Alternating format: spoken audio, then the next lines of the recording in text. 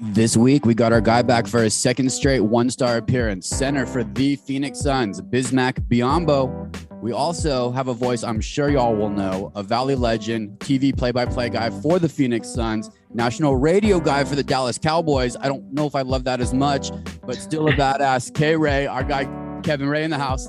Let's go. This is Bismack Biyombo on One Star Recruits Podcast. I'm out. Peace, my people. God bless. Yo, aloha. Welcome back to another One Star Recruits Podcast. I'm DK. I'm joined, as always, with my best friend in 25 years, Rip. We're a couple one stars like you. We're on this journey of life. We're learning, loving, trying to get better every day with the help of some five-star athletes, humans, celebrities, actors, the whole gambit. And we double dipped this week. So it's on. Rip, good to see your face. I see you got your Brooklyn Dodgers hat on. Are we walking to Long Beach? What do we got on today? This is a Long Beach Little League hat on. Come on, man. Brooklyn Yeah, Dodgers. You keep it Long Beach for real. We got our guy, Kevin Ray. K-Ray, how are you, brother? Where are you checking in from? What part of the country? I am checking in from the East Coast, Alexandria, Virginia, to be specific. So we've got a little bit of a gap between my time and your time, DK. Ain't that the truth, man? You're out there. And I love Virginia. I worked at a country club. My first job out of college was in Northern Virginia at a country club called River Bend. Boy, oh boy, did they kick my ass. But a bunch of Redskins were members there. So it was my first kind of like, oh, man, sports could be something I could be into. But country club life was just an eye-opener for my first job, whooped my ass. But good. Love Virginia. What was your first job? Beautiful countryside. It is. What was your first gig? Well, I actually got a job while I was in college. I went to Pittsburgh State University. Shout out to the Gorillas. Dude, the only gorilla mascot in the nation. So that's like an Orlando Magic fan. That's kind of a new one for me. I love that. Dude, I didn't even know that was the mascot. Amazing. Exactly. So Pittsburgh, Kansas. So I worked at a radio station there while I was going to school and was working part-time initially. And, it was a classic small market station doing anything and everything. And then upon graduation, I started working full-time, and the job title didn't change. You were still doing pretty much everything. But it was my first foray into doing play-by-play. And I got there kind of through happenstance. There was one of the guys that normally did the high school play-by-play. And back there, I kind of like a lot of Midwest towns and certainly in Texas, but they carried 3 different high schools every week. And there was a gentleman who did a couple of the games and he wound up sick one night. And so I got a call from a program director and said, hey, I know you love sports and everything. We've got this game tonight and I need somebody to do play-by-play, and said, you want to give it a shot? And I'm like, sure, why not? Because I had always kind of, thought I would get into sports anchoring, and did one high school game that night and was hooked. And, all these years later, here we go. Do you ever look back or do you ever listen back on those, to see how much your voice has actually changed? We've been doing this podcast for 2 years and our first episodes are so much different. I won't look back. No way, K-Ray. You're not looking back on those, are you? Just get I used to early on, but, giving away my age, the cassette tapes have disintegrated, I think. So. Yeah, right. Well, dude, if I had a dime, I'd have like $2 now for every kind of story like that where it's next man up. It seems like sports follows that same motto through and through, and it falls into your genre. I'm going to talk a little bit in the second half of the podcast a little bit more. We actually have some listeners with young kids and some listeners who are current color play-by-play guys. I'm going to dig into that a little bit more in the second half. We're going to talk Suns. We got our guy Rip, friend of the pod. We got Busy back, Bismack Biyombo. Rip, how do I say it? Okay, Rip's real positive. K-Ray, he's washed off the stank of Game 7. We peeled it off a little bit. Busy. We didn't want to. He actually gave one of the better kind of explanations that I've gotten so far that made me feel a little bit better. I personally still have it. It will come over me. I'll text Rip in our group chat. I'll just say I'm feeling sad again. Some random Tuesday when I start thinking about it or whatever. How is your vibe, brother? Have you overcome? Have you washed the stank of Game 7, that Game 7 L off? I have, but I guess a little bit like you, there are clips that I might see on social media or speak with somebody, I bump into fans all the time. And, even all these days and weeks later, I still get the, man, what happened? And it just immediately just kind of takes me back there. So I've showered the stank off, as you like to say, several times. Yes, I know Rip's moved on. He saw the schedule dropped. Luke is a trigger for me when I see the pictures of him with his weight loss. But it's good for hoops, man. It's good for hoops. It's good to feel. A lot of your job is getting people to feel, whether they hear it through their ears or whatever they're saying. So Rip, you're moved on, right? You're completely good. Yeah, I mean, it'll always be there, obviously, but I think Bismack gave one of the better answers. And really, I mean, I'm not to spoil the interview too much, but there really is no answer. Like, some things just happen, and you got to make yourself better from it, and like you said, move on. So we'll see what they can do next year and get a little bit of revenge on those Mavericks. No, we'll put it to sleep like Steph Curry, man. Right before we hit it, K-Ray, real fast, hit us with just Bismack came in last year. He was a key ingredient in kind of a really fun second half of the season for Phoenix Suns fans. What does he bring to the squad that you notice both on and off the court? If you look at pretty much every guy on that Suns roster, they all have very similar characteristics. And that is a direct result of James Jones and Monty Williams, being in lockstep with not just the type of player that they want, but the type of person, the type of human being. And I can tell you, having been around, the Suns organization for a lot of years, and through that 10-year drought, guys, it yourselves, there were just some guys who, I'll just use the phrase, who were knuckleheads. That's probably the best and most polite way I can describe some of them. And when you look at this roster, and really anybody who has been on this team since James and Monty took over, it is guys who are quality human beings. It's guys who love to hoop and come together as a collective. No one person is bigger than the other. And, Bismack I had watched him before and always kind of appreciated kind of from afar who he was and what he was. But I had no idea he was of the high character that we saw when he got there. And I'll just, say it again, just an absolutely quality human being. And you cheer for guys like that. And I am so happy that we got him last season. And I'm thrilled that he's going to be back again this year. Boom. You nailed it, brother. Let's enjoy this interview with Phoenix Suns center Bismack Biyombo, brought to you by Pro Financial Insurance, the golf insurance specialist.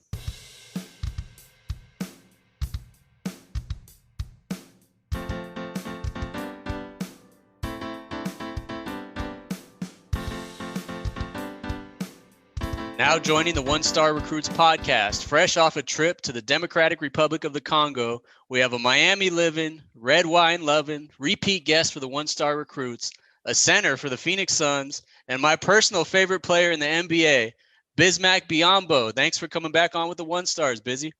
Man, thank you for having me. Appreciate it. It's a great pleasure to be here, man.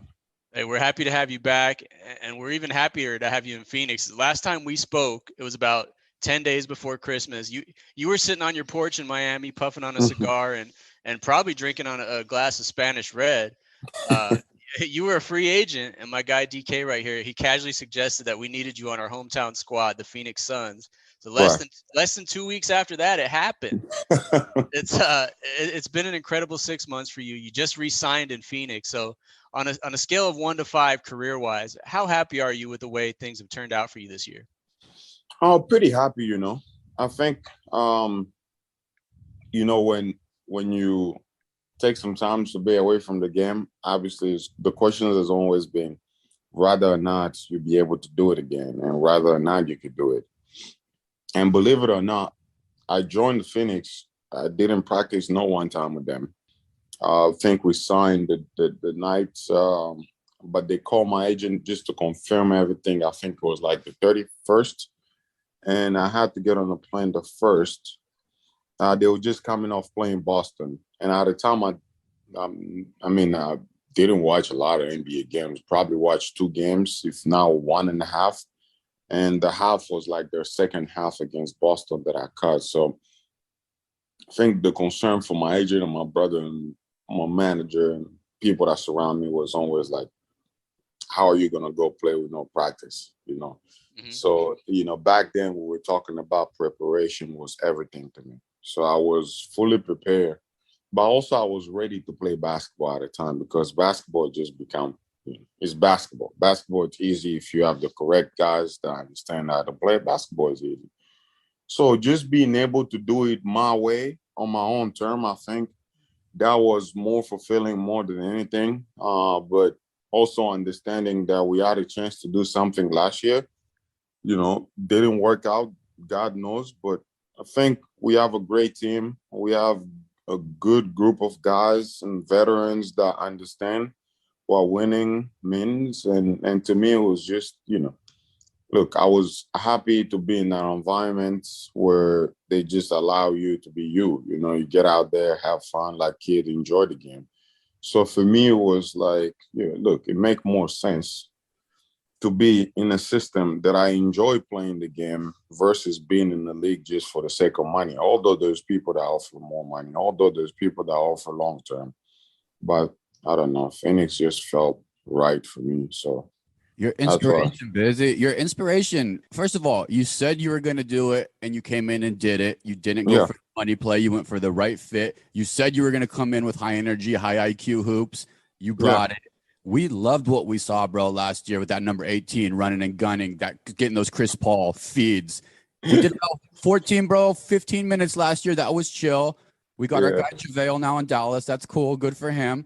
So we're looking at what, 20 to 25 minutes coming back. We in shape. You ready, I bro? don't know, man. Whatever I need to do to win the game, that's what I look forward to. Okay, can't lie to you. Now I think like minutes are great, and I've been on teams with guys that are averaging crazy numbers, but as long as you don't win, they really mean nothing. So to me, it's just like, look, if last year we would have won, nobody would have, you know, think about 14 minutes you play or 20 minutes, you know.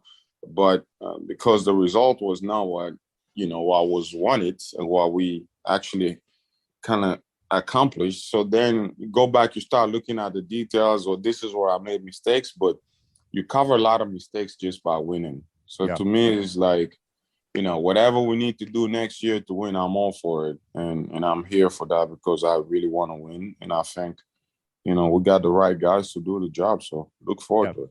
You got the right guys. DeAndre Ayton should be picking up dinner from now on. How is the big man? Have you talked to him since he signed his new deal?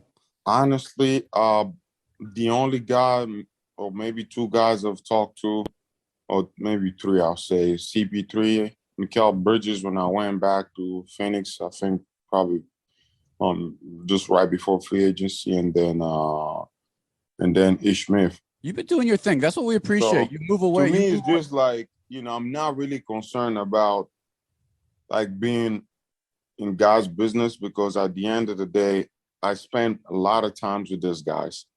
I'm gonna sit there more than my family. So it's good to, hey man, summertime, do your thing.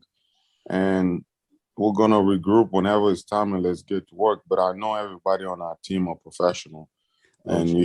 you should never ask them, you know, whether they're working or not. I know everybody are working. Yeah, you know So everybody's going. You're true, Viz. You're a true vet, man. A true OG. So you're so balanced, man. That's where the inspiration comes all around. And what you're doing in the DRC right now. It's been about a year since your dad passed, and you've yeah, gotten going in some of that hospital work that we talked about last yeah, time you were on the pod. You dedicated, I believe, your entire salary that's in correct. memory of your father. Give us an update. How's the project going? So just I went back home just now. We visited a few lands and we're launching the construction because I had to pick the land that felt good to me, and that's also in an environment that makes sense. So we're launching our construction, and obviously we kind of started the work of the finishes of the school, the second school that was under construction because my dad was overviewing it. So when I started the season, when I came back, I never went back home to actually relaunch those, you know, the work to finish the school. So now we're diving into that, and obviously we did uh, 3 camps in 3 different cities. I thought that was pretty amazing, just being able to have kids and celebrate. on the younger generations. We did like a soccer tournament.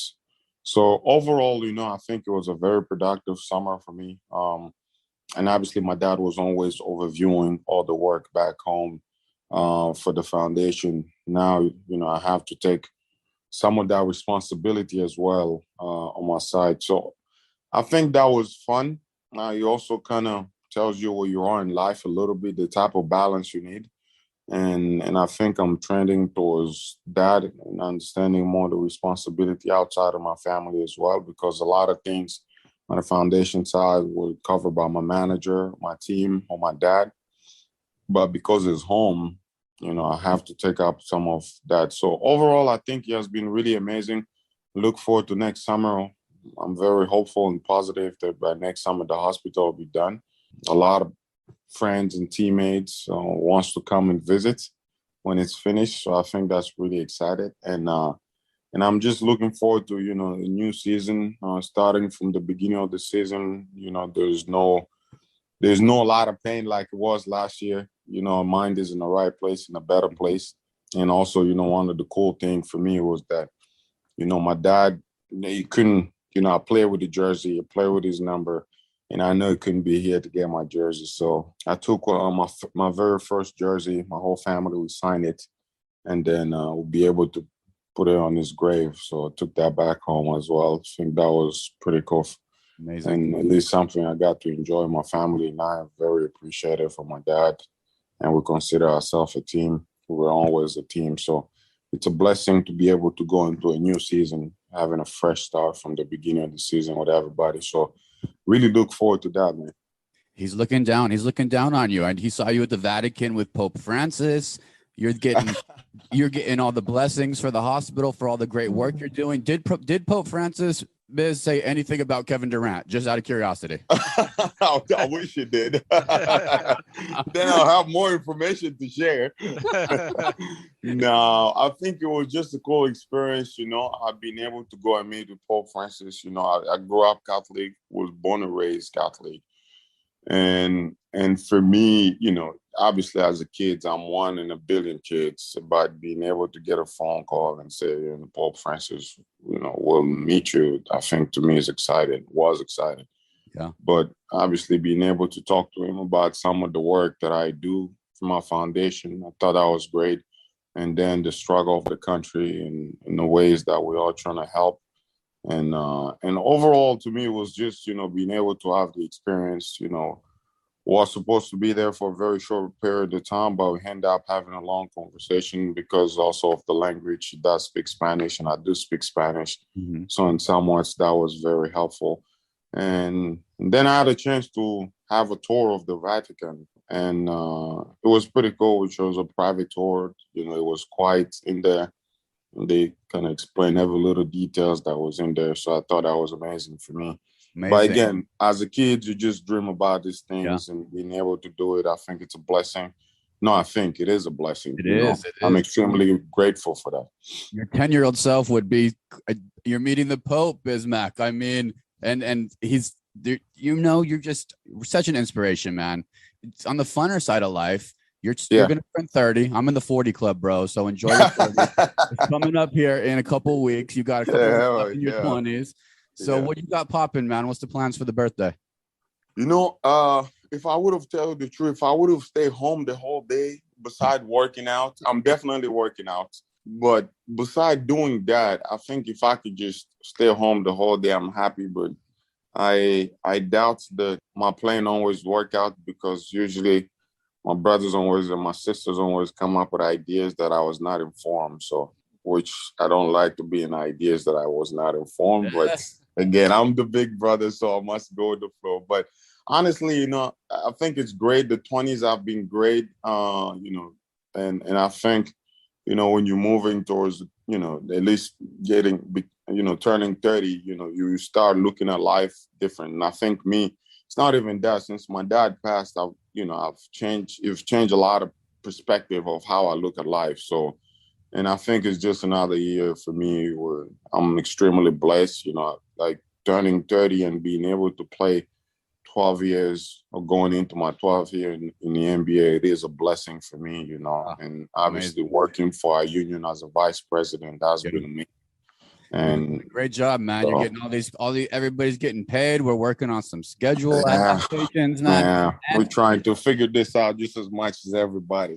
Yeah, you guys are doing a great job. You know, you got a bottle stashed away, a special bottle for that B-Day that you're absolutely. I got a few wine bottles that I'll be definitely putting on display. Let's give a vineyard some love. Give one vineyard out there some love. Who's got some good hectares that you're gonna pop for your birthday? You know, I definitely love La Nieta. It's out of Spain. They have a 2016. That's really good. I look forward to open a bottle. I have a few here, and then El Nido is probably another one that I look forward to. But it'd be a long day, I would say, of wine and friends and good conversation. Since I really don't, you know, I don't go out much, stay home with friends, enjoy that. So I look forward to that. It's a perfect day. And our listeners like to copy whatever you're doing with that number 18 in Phoenix. So they might go out and support some Spanish wineries. I love it, man. August 28th, brother. Do not disturb. Turn that phone. Do not disturb. That is correct. Please do not disturb, because I did not answer a lot of messages. I love that, man. Hey, Busy, as you know, we end every interview with the segment we call 1 star to 5 star. We're the 1 stars, the 1-star recruits. We're trying to get better with advice and tips from every guest we have on this podcast. So we're going to close it out with just a few more questions, and we're going to go on a 1 to 5 star scale, 1 being the lowest, 5 being the highest. Mm-hmm. All right. Not to start it off on a bad note, but we aren't going to talk about that Game 7 loss against Dallas, other than to mention that we were looking forward to a win and seeing you guys play the Warriors. It didn't happen. We know the Mavs went on to lose to Golden State 4-1. But the big what if for all the Phoenix fans was that what would have happened in a Phoenix Golden State matchup instead? So let's use that 1 to 5 star scale. Give us your thoughts on the chances that the Suns would have beaten the Warriors if you would have won that Game 7 against Dallas. So if you allow me, let me just answer the question first about the game, right? So I received a lot of messages, I think, after that game. And you go back, you sit down as a player, you rewatch the game, you try to have a deeper understanding of what happened, right? And every year you watch the NBA, there is games where you're just off. And there's no energy flowing whatsoever. And you start trying new things just to see how things could work out, right? And every year, every team has it. Rather it's Golden State, rather it's the Lakers, whoever, you name them. Everybody has had it. And if I remember correctly, we had one of those games, I believe it was against Memphis, when Memphis sat everybody out. That was one time. And then the second time it happened, we ended up pulling out the game was OKC right after All-Star. So to me, is that it's just one of those things you can't control what God has decided. You know, if we were supposed to pass them, we could have passed them one way or another one. And whatever was supposed to happen next would have happened. And to me, it's just that bad game that you get once a year, a few games you get once a year, happened to be Game 7. And to be quite frank, every time I'll go back and think about the game, for the following 1 week, I was working out. And I stayed in Phoenix. I didn't want to leave my apartment because I had my trainer and my chef. And I was just telling them, like, okay, I'm going to go to a restaurant. And what am I going to tell the fans? Like, what explanation am I going to give to them? Because I still haven't understand even myself, you know? So as a competitor, you go to the roller coaster of trying to understand what has happened. But when it's all said and done, you're out of it. Now we got to get to work, got to prepare for next season. So what happened was supposed to happen. There's no coincidence. There's games where somebody shot one leg from half court, goes in. Like last year, KD, his foot on the line, and Milwaukee go on and take the series. So it's so many scenarios that has happened and continue to happen in sport. And sometimes we just must understand that there's a blueprint, that things sometimes they happen that way, and there's nothing we could do about it. But at the same time, as a competitor, yeah, you go home, you hurt for days, but then gotta get up and let's go and do it again. So that was one of the reasons. Let's go back and let's try to do it again. Now, if it doesn't work out again, then it is what it is. You know, at least we can move on with our life and say we try something again, but we did it better. Just like I did it my way. I wanted to play with the best team. I got that chance. I got it to be in the mix and compete for something. I got that chance, but it was on my own term. And sometimes things don't happen on your own term. And I would have loved to win a championship last year, but since that didn't happen, well, we're gonna do it again. So now to answer the second part of your question, do we have a chance to beat the Warrior? When it comes down to the playoffs, you can't go by the season number. We beat these guys this many times, we can beat them. The playoff will tell you, the game will tell you. In every game, you make the adjustment. And unfortunately, I cannot predict that, yeah, we're going and beat these guys. Well, we can beat anybody when we are at our best. That's no question. That's why we had the best record. But then at the same time, you could go on and trying to talk about the things that was happening, people not being healthy, but they had to play through it because it's the playoff. How many times do you get a chance to be in the playoff?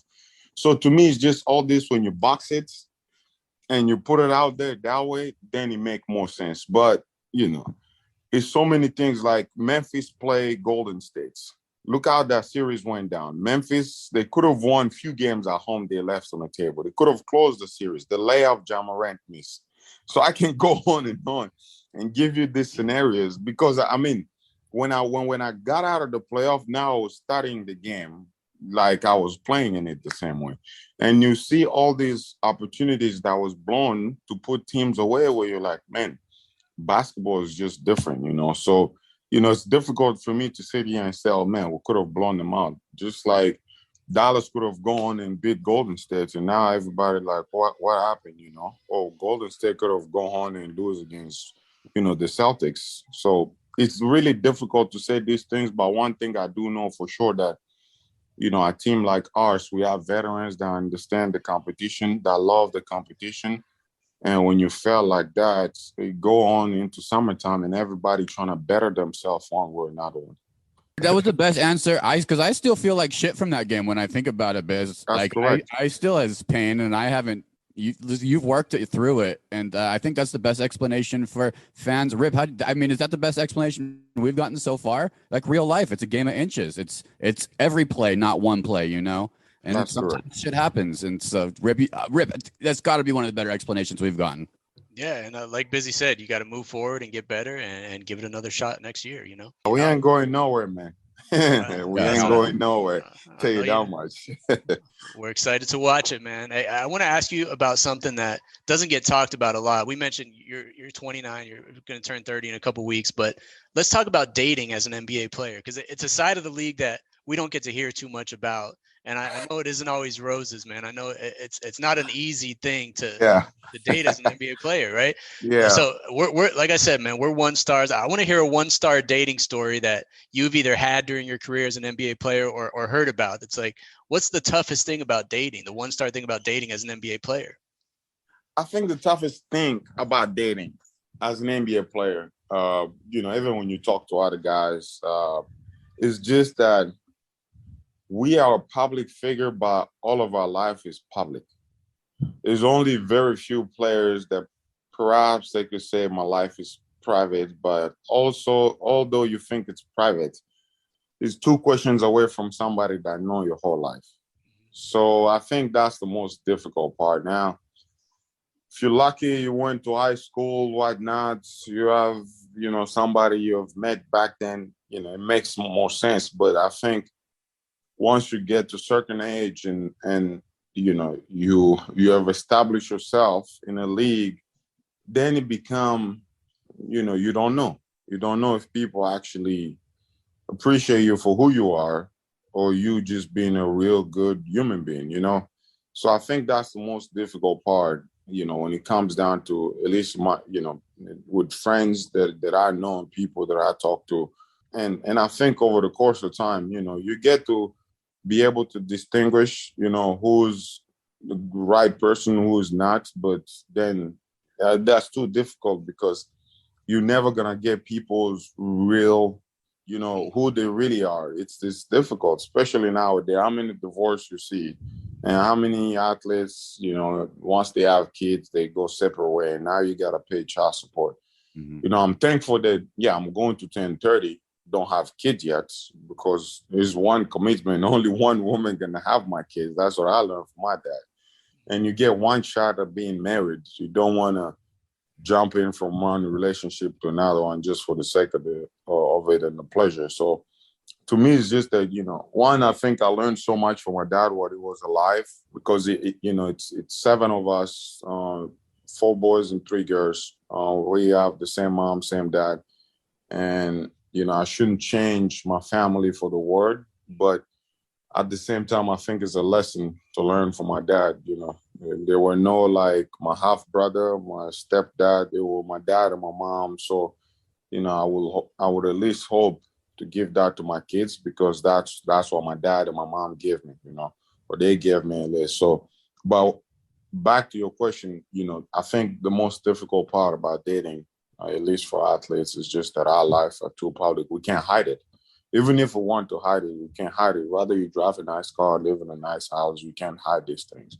And people are always going to judge you for these things. So, but at the same time, I think God always figure a way, you can escape that. The right person come along, but you must, you got to be patient. So you're married to hoops. You're married to basketball with we got the private chef for working out right after. What's the romantic?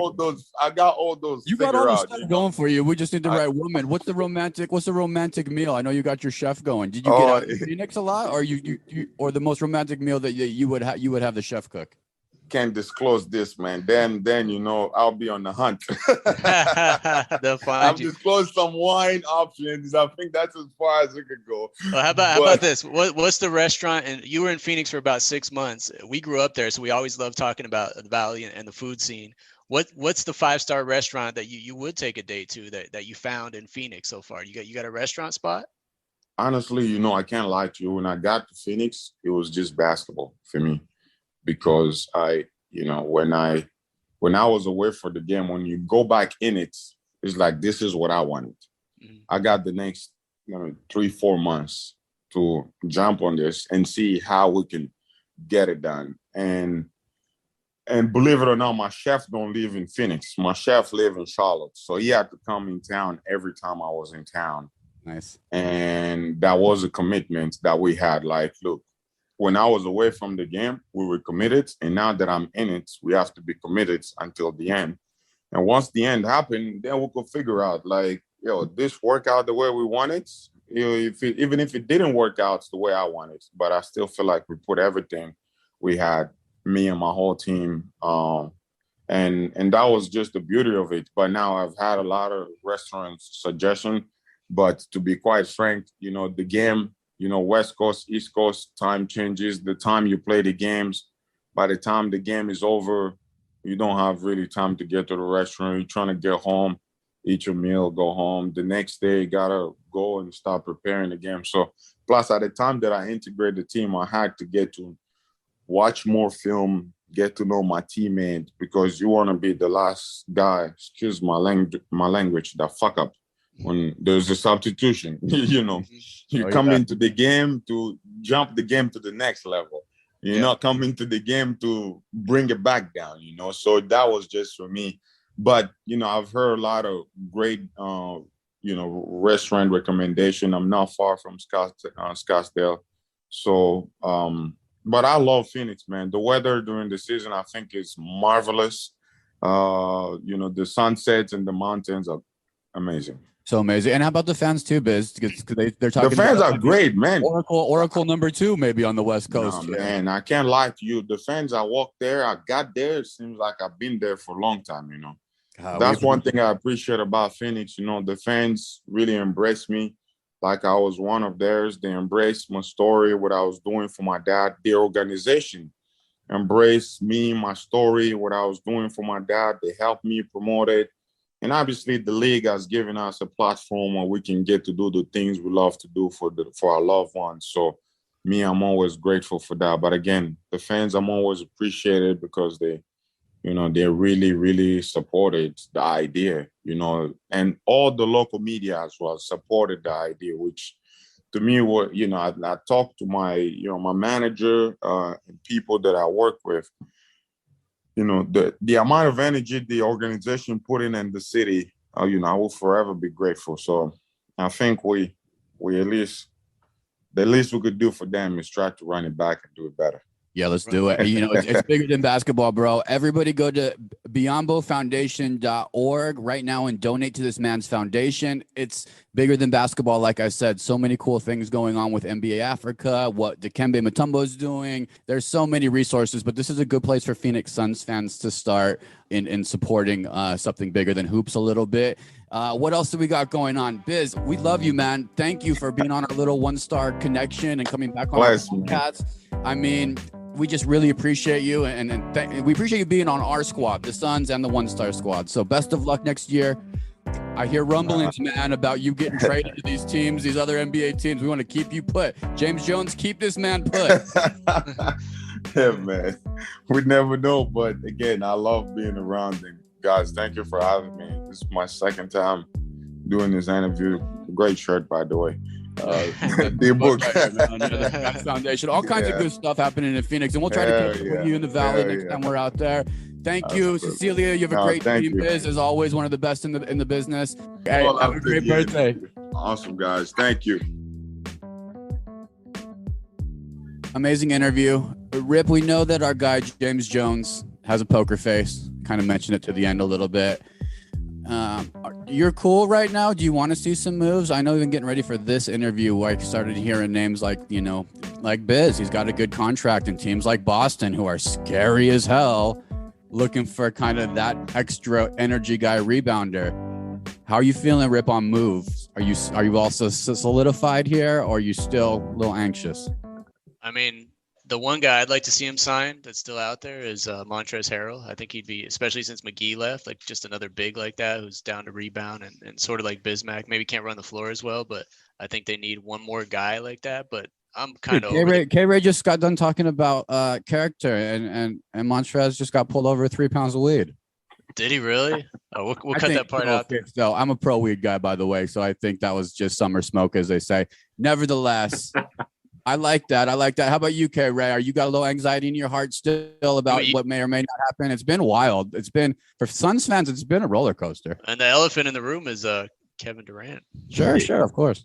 Yeah. I mean, look, there's a part of you that is always kind of eager and anxious to see some tweaks. And they've already made some. I mean, they're not coming back with the exact same roster. JaVale moved on. I do like a couple of the new additions that the James organization made in the offseason. Look, when you mention those two initials, it's hard not to get kind of amped up if you're a Suns fan. But having said that, it is quite cumbersome, I think, as we have already seen, trying to navigate and pull off a deal like this. And the thing that I love about it, and we've seen over the last 3 years now with James, is he's not going to be in a rush, and he's certainly not going to get pushed or leveraged into making a bad deal. And look, at the end of the day, guys, if you're coming back roughly with 90% of the same roster last season, which, yes, by the way, led the league with 64 wins, it's hard to really argue against that. And I know there's always going to be fans that say, yeah, but they lost that series to the Mavs. Look, it happened. And unfortunately, they picked the worst 2 games to have their worst 2 games. And sometimes that's just the way it goes. And what I look at, I've always been kind of an optimist by nature, glass half full guy, which is, you're coming back with a hungry team. You're coming back with a team that, frankly, pissed off, embarrassed, and they're another year wiser and another year kind of calloused from a long, rigorous regular season and the playoffs.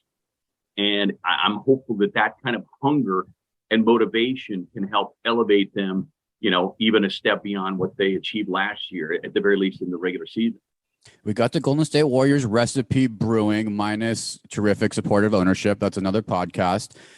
But we got the coach in place. We have a GM in place. We have a culture that's being built. Sometimes it takes a little bit of kick in the net, so to speak, and a culture build to be hungry enough to come back with really what it takes to win NBA championships, which is extremely hard, you know. So great insight. Okay, I'm going to move away. I want to move away from Suns, Rip. I want to talk Valley. I want to talk just the Valley for a second. We talked a little bit about, I spent a handful of years with the Golden State Warriors through some tough years, the Monte Ellis years, into the kind of the D-League team that we had, into, you know, the draft, so on and so forth. And I left in 2015 was my last year, but I saw the full thing spin. I saw kind of what it takes a little bit. We're looking at Phoenix. I'm looking at fans, and I'm seeing the building, brother, every night. And it kind of like a little bit of Oracle number 2. Talk to me about that energy that the Phoenix Suns are bringing. It's got to be tops in the league at this point. Yeah, it is. You know, the energy that you feel, and look, even just like driving to the game, and just to reiterate, you know, those driving to the arena, those 10 years when they're winning, you know, 19 and 23 games, you know, you can't help but say that, you know, it's a little draining by the time you get to game, you know, 53. But it is, you know, that's professional sports, and I'm blessed and feel very grateful to get to do what I get to do. And even on a losing team, to be able to call NBA games, you know, is an absolute thrill of a lifetime. But when you're driving to a game with, you know, one of the league's best teams, and the timing of the arena renovation, when that came about, it has been something to behold. You know, you look at the playoffs, I guess, you know, 2 seasons ago, there's been so much basketball played in the last like 18 months. It's hard to blink of the eye. Blink of the eye. I remember the Lakers series downtown was buzzing. You know, it's really, it takes over. I watched it happen in the Bay Area. It takes over the city, and it drives everything. Economic drivers, happiness drivers. I don't know if you can do a test, Rip. You got a happiness test in you somewhere, but I really feel like shit. Those Giants runs that I was on in the Bay Area too did it. You know, the San Francisco Giants. It's amazing what that does. Yeah, and look, everybody benefits from it, and with all the businesses that have popped up downtown and are rebounding from COVID, it does bring an amazing energy level, and you know, I think that's what made the loss so painful. Because they were so close 2 seasons ago, you know, up 2-0 in the finals, and after that 10-year drought, there's such a hunger for this organization and this team to bring a title. And I think that's why it hit fans so hard, and why so many of them are still, you know, as you said, trying to wash off that stank a little bit. But yeah, it's an absolute thrill to be in there. Bringing it up on the second half. You're getting me riled up again, Kevin. Oh, man, we're a shift. This is a shift. We'll do a pivot. Yeah. So Kevin, I didn't know. So Rip is not only a born and raised in the Valley of the Sun, he's also a paying SAG member, and some Rolls listeners might know him as he played Stan, a stunned party guest. He also, in his starring role, 2004, bro, this is a good one. He was drug dealer X in the esteemed film, 1-star film with Paris Hilton, The Hills with a Z. So we got Rip, and then we got Kevin. Kevin Ray is very professional, but also a voiceover specialist, and not a lot of, I don't know if everybody knows it, but it's pretty damn cool. Rip's been doing our podcast promos, very mediocre to poor. So we got a little 5-star versus 1-star voiceover crew going. If you two are down, I just want to throw out a couple. Give me 10 seconds, and we'll let the listeners judge who's the better 1-star or 5-star. We'll keep it in your wheelhouse. You down, K-Ray? Sure, throw it out there, baby. All right, I'm going to throw this one out there. This is an easy one. This is a softball. So, listeners, K-Ray is a 5-star in real life, the voice of the amazing app, the language app, Babbel, the language learning app. Give us a Babbel clip. I wouldn't say I'm the official voice. I think I did a clip for Babbel. So. For Babbel, let's hear. Give us 5 seconds of a Babbel promo read. Okay, let's see. Would you like to learn Spanish in 30 minutes? You can. Babbel.com. Yeah, amazing. 5-star. 5-star, nailed it. All right, Rip, we'll keep this fair. We'll keep it in your wheelhouse, like I said. Give us your best voiceover clip for our favorite product. We want them to be a sponsor. Now, psyllium husk powder. K-Ray, it's a fiber powder that helps you do fuller stools. Rip, psyllium husk. Go ahead.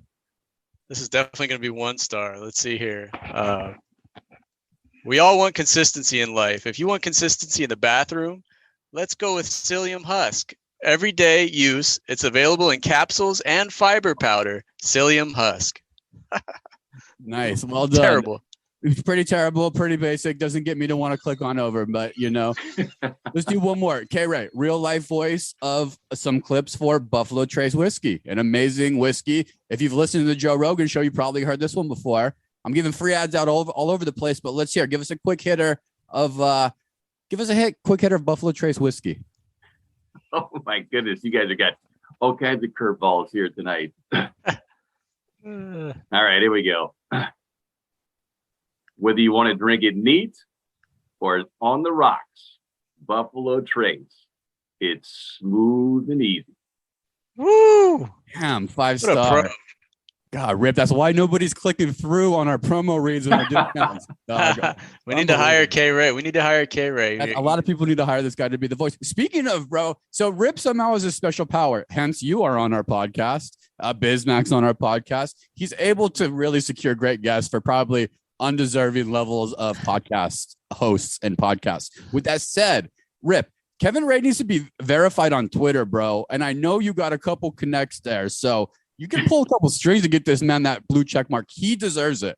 I mean, it really is amazing.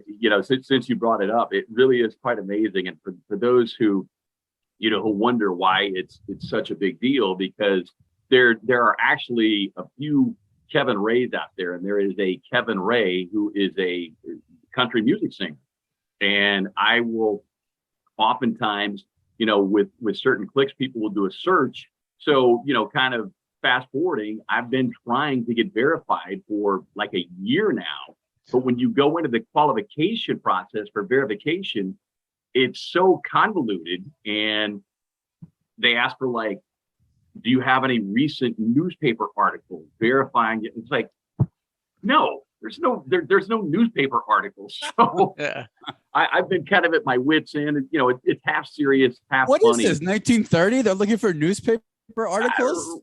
Right. So Hey, this episode drops tomorrow. Send them the Apple Podcast link, and you say you're on One Star Recruits. They'll Please. verify you right away, bro. yeah, okay. No, hey, look, I've seen people that have done way less than you have, K-Ray, that are verified. So I think it's just an attrition thing. They make it so convoluted, like you said, that the people drop off, and the ones who outlast them get verified. Yeah, it's a little puzzling. I got to put him on it, though. He's somehow secretly, this is a secret talent we've discovered in life. So I'm just going to put him on it. So he might push in the right direction to get some help with that. With that said, too, we always love asking this question when we have legends like yourself on. Who would be somebody on our podcast I can add to Rip's Funnel as like a mentor, athlete, guest, somebody cool that you would like to hear on a podcast as a guest? Oh, wow. Well, one of the guys, and not necessarily that I want to hear him, but I don't know if you guys have connected with my partner in crime on the Suns broadcast. EJ. But, EJ. Oh, the best. He is absolute gold. And you want to talk about an NBA and basketball thesaurus. He's got just so many amazing stories and just such a great guy. And, I've been fortunate to call him friend for a lot of years before, I called him a broadcast partner. So he's a guy that you should definitely get on there. Smooth. You guys are smooth together, man. You guys are a cool combo. He's super rad, super smooth, but man, does he know hoops. So he's a great follow. You guys are both great follows on Twitter. We love him. How about anybody from the childhood? Where'd you grow up? Kansas City? Who do we got growing up that you see that might be still around? Yeah, well, one of my childhood heroes and growing up, like you say, just outside of Kansas City, little farming town. Shout out for Adrian, Missouri, Nice. The Blackhawks. But huge Royals fan growing up and used to go to games, all the time. My dad would take me when I was a little kid, and as I got older, I got a chance to be there in '85 when they won the World Series. George Brett, I mean, he was and still is just an absolute, you use the word legend. I mean, that guy, watching him, the way he played the game, the way he represented the Royals was just absolutely fantastic. So, yeah, if you get George Brett on, tell him K-Ray said hi. He has no clue who I am, but one of the very best. I'm the sure pride, he's out there watching Cowboys games. Rip, go ahead. the pride of El Segundo High School, as I would say, in California. There you go. Yeah. Oh, nice. No, I love that. That's a great one, man. What's your go-to barbecue spot from KC growing up? Oh man, Bryant's is they've been around forever, but you got Jack Stack Barbecue, I think now. I don't get back there as much as I would like, but those are probably two of the ones that I remember most from growing up and going to. But man, there's so many new ones that have popped up, and in fact, I saw one somebody had posted on Twitter. I think it's one of the current chiefs, and it's a barbecue that is in like a gas station, but I guess it's got like unbelievable rep. So yeah, I've got it on my list next time I go back. That's the spots, man. A lot of our listeners are doing their summer road trips, even though gas is crazy. So barbecue spots in the Midwest. How about in the Valley? We asked Bismack what his 5-star restaurant in the Valley is, and he dropped to us that he has a chef, so he doesn't really eat out. But what do you got in all your years in Phoenix? What's the go-to spot? Where you take the family? Where do you guys go for pizza? There's one that is my absolute favorite. In fact, I'll give them a shout out here because they just signed on as the Sun sponsor. But Spinato's Pizzeria is absolutely fantastic, family owned, and they have been able to branch out now. I think they've got 6 locations around the Valley. So they just signed on as a Sun sponsor. I gave them a shout out on LinkedIn and Instagram and Twitter. Nice. But that's fantastic pizza. And so I'm super stoked that they're going to be they're going to be in the building. That's so amazing. A place I like to go, Arrowhead Grill. It's not too far from my house. It's kind of in a little nondescript area, but a great steakhouse. So there's so many fantastic places. Steak 44, it's down there by the Suns practice facility off Camelback. Downtown Phoenix is my favorite place. #1 draft pick for me when I get off the airplane. It's very easy. I'm right to Ted's Hot Dogs. Right there on Apache and Tempe. Have you been? I have not. All right. This is good. Ted's Hot Dogs. Easy to remember. Take the whole family. The best chili dog that you will have ever in your life. I have heard plenty of stories about Ted's. I'm pretty sure my son has been out there because he lives out in Tempe. So he's in Tempe. Next time you get out there, the onion rings they're known for, and just amazing chili dogs. So throw that one out there. What's your spot, Rip, when you get off the plane in the Valley? What's your first spot you go to? Amato's? Oh man, yeah. I actually keep it. I like Pete's Fish and Chips, man. From growing up, those memories and just the extra large fried shrimp and the fries there. I mean, keep it simple, but man, Pete's in Tempe, there's 5 stars. Yeah, another place in Phoenix. They've got three or four locations. Is Dylan's Barbecue, which it's a family based that came out of Kansas City. So it's got that Kansas City barbecue. So Dylan's Barbecue. There's one not too far from my house. So. Doing those ribs, Kansas City style. Nice, man. Well, let's wrap this up. One of my favorite young play-by-play guys in the league is a friend of ours, a personal friend of mine, Kevin Dana. He currently calls the Santa Cruz Warriors G League games, and he does some summer league stuff, and he's done some USA basketball stuff. He does all kinds of Stanford. He's out there practicing his craft. But I think he's right at that point, where he's ready to the next level. What advice would you give to people in play-by-play in particular, but kind of at that level who feel like it's time to kind of move up to the next level? What's your advice to those folks out there? Yeah, the challenge becomes like anything in life, timing is everything, and where you're at combined with the timing, has so much to do with getting that next jump. But if he's doing, G League basketball, that is a big step, compared to when I was growing up. I mean, there weren't podcasts, there weren't vodcasts, there weren't all these, multiple platforms, streaming platforms that you could do and really, hone your craft on your own if you wanted to. So the biggest thing is just first and foremost is kind of understanding that being patient, and I'm kind of a classic example of that. I got to Phoenix and I felt like, many years ago, I was ready, but I also didn't want to leave the Valley. And so sometimes you have to weigh the options like, okay, do I want to stay patient and stay here? Because what was the 1-star job offer you got? You get that Sioux Falls call? I mean, the thing is, you have to kind of look around and understand it. For me, at the time, I had a young family. and understanding like what sacrifices you're going to have to make in addition to your family. If you're a single guy, makes a big difference. If you're willing to kind of move around and, I don't want to say, kind of be a mercenary broadcaster, but there are times when impatience will cost people because they will jump because it's like, gosh, I've been doing this, job XYZ for 3 years and I'm kind of tired of it and I feel like I'm ready. And then you make that move and you go someplace else and it ends up being kind of a lateral move. And then all of a sudden the job in the city you were at, the job of your dreams opens up. Well, now you're not there. So you really kind of have to like look at the landscape and, getting connected with the right people too, makes such a difference. And, being able to network, but just doing quality work with the people that you're around. And oftentimes they will help open the door or show you to the door you need to be in front of. Yeah, damn, that's keeping it real. Keep getting those reps and then patience. It's almost like the video game world where you get to the end of the level, characters get harder and harder, but when you beat them, it's the next level, and sometimes the hardest ones, you're at that point and you can either kind of, man, look at the Rip. This is an information special. Bismack was kind of philosopher in a little bit. K-Ray, it's the Phoenix Suns vibes, man. This is it. Cool cats out there in the Valley of the Sun. Let's wrap it up, baby. We do Rex of the Week, K-Ray. Every single week, it's anything in the world that has made you think, wow, life is amazing, and you want to share it with others. So I'll start it off, and we'll let you finish it off. We'll let Rip do a little sandwich here. My Rec of the Week this week is not even silly because this totally just made me feel so great.